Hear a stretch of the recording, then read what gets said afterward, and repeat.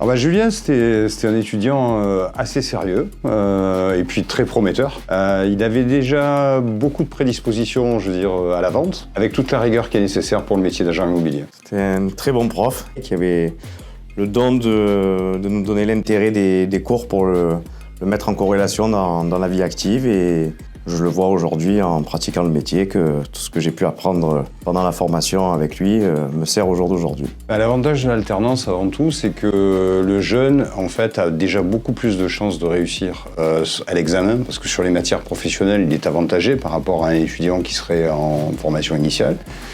Ensuite, on a des jeunes qui sont beaucoup plus faciles à intégrer, c'est-à-dire qu'ils comprennent très rapidement toutes les notions théoriques parce qu'ils ont la chance de pouvoir les appliquer à l'entreprise. Et puis, quand ça se passe effectivement bien, on arrive à avoir effectivement une belle progression en termes d'acquisition de compétences. Du coup, ça leur permet de gagner en autonomie. Et je pense que c'est un plus en termes d'employabilité. On s'habitue, on va dire, à prendre des alternants puisque la formule est relativement appréciable dans le sens où ce sont des jeunes qu'on forme un peu à notre manière et à l'image qu'on a envie en fonction de notre société et de nos stratégies. Et on a également un gain au niveau de l'embauche et du coût salarial, puisqu'on a une aide de l'État qui est répartie sur 1 an ou 2 en fonction des contrats et de l'âge des alternants. Et donc ça nous permet en plus derrière, si les choses se passent bien, de pouvoir embaucher cette personne à l'issue de sa formation.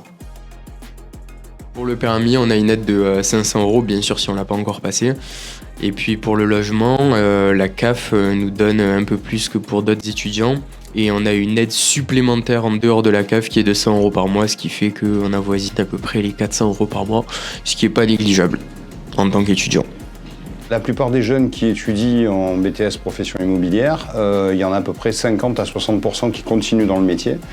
Et puis, ils ont aussi la possibilité, une fois qu'ils ont le pied dans l'entreprise, de poursuivre leur alternance sur un bac+3, voire jusqu'au master.